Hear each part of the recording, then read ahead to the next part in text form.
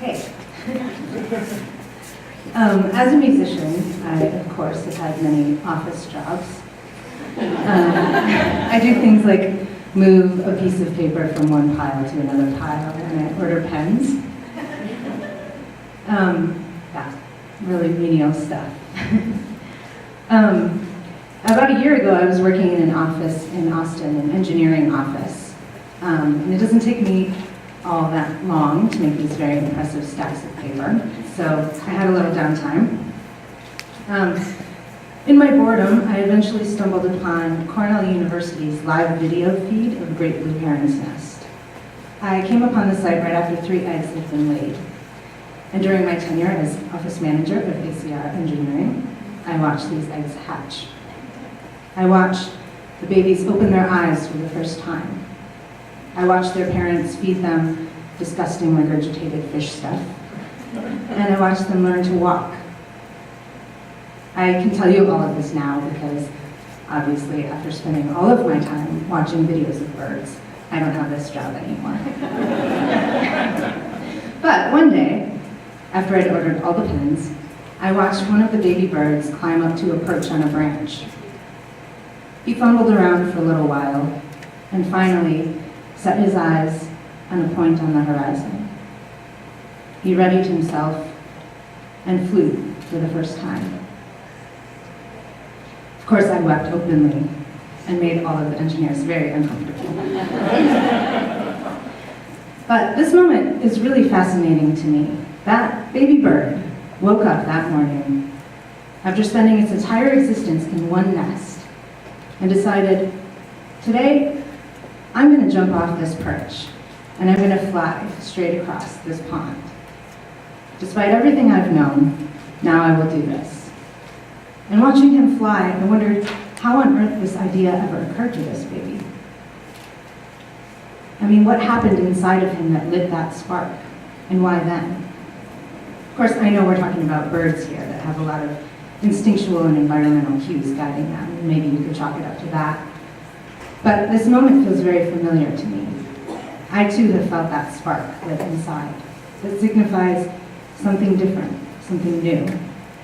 It starts small maybe, slow, but gets brighter and hotter, unbearable even until finally a change. For me, that often means a song. A spark is lit and I have an idea. I perch myself and wrestle with it for days, weeks, months, until finally a song takes flight. This happened, in fact, the moment I saw that baby heron fly for the first time. It was as though I could see him going through the same process himself, and I thought that it was really inspiring. I found myself writing verses about how it feels to have that spark lit and to follow it through. And we're going to play a song for you now that came from that. It's called Palmless.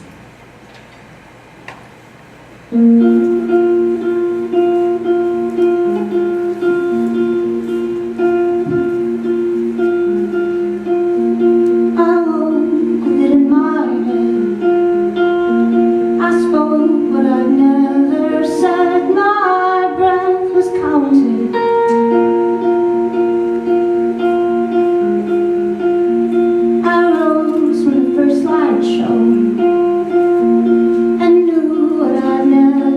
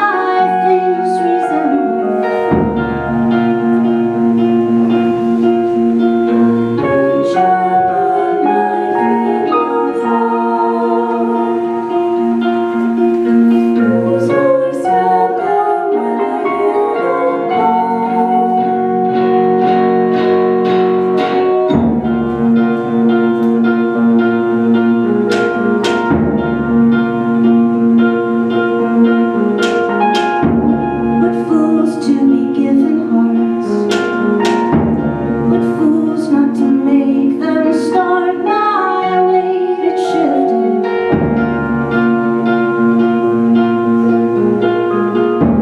Small am I to spring such thought, but waking up could I not? My God, I lifted.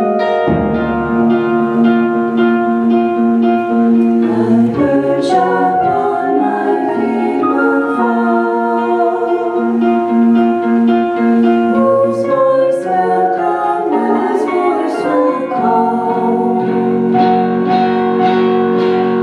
I perch upon my feet will fall. Thank you.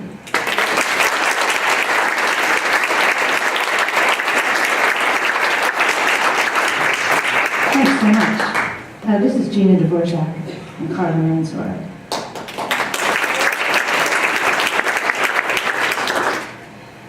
When I was asked to speak on the subject of origins, I knew that I wanted to focus on the origin of songs. It's something I think about a lot. It doesn't seem to matter how many songs I write, I'm still completely fascinated and bewildered by the concept of their origins.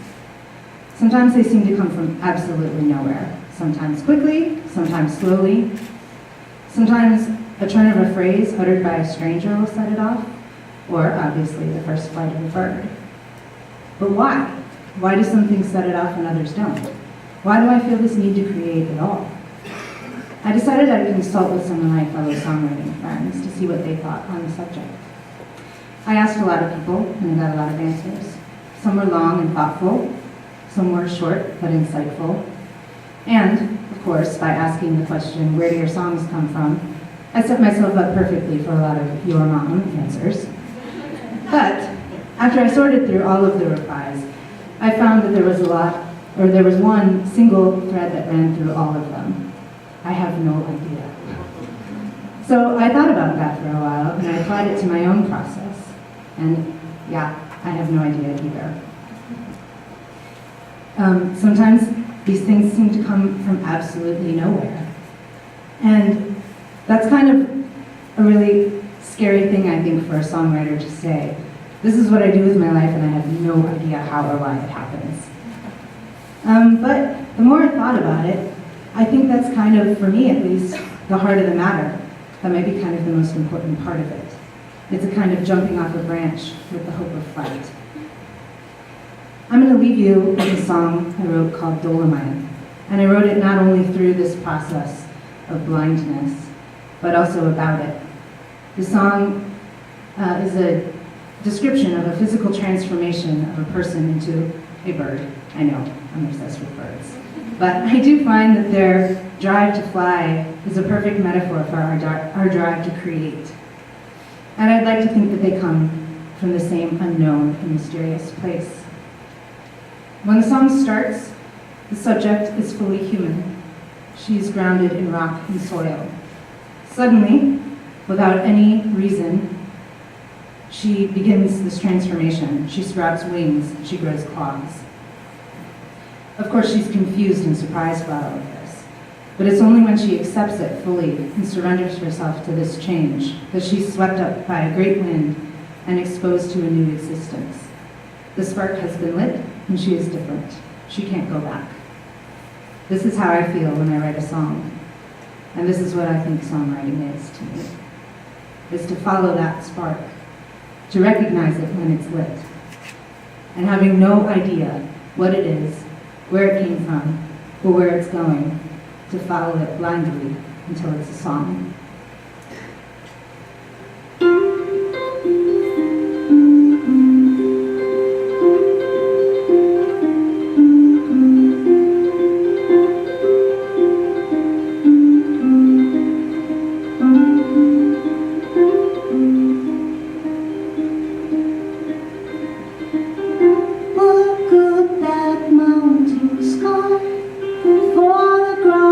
Such as I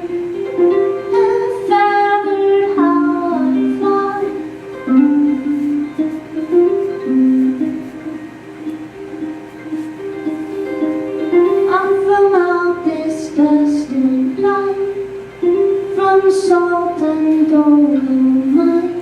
Enough now, I need light.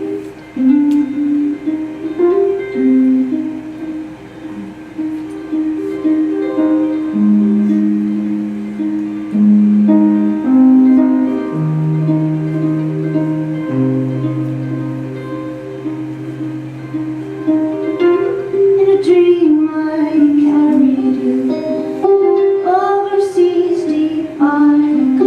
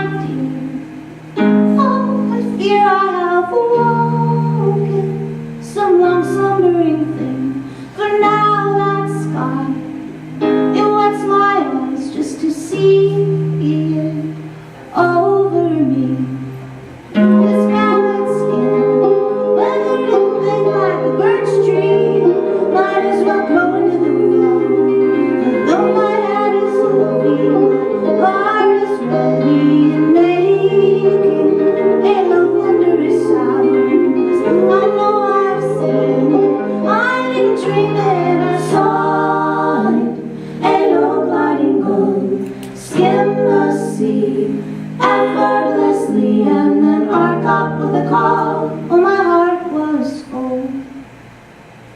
Thank you so much.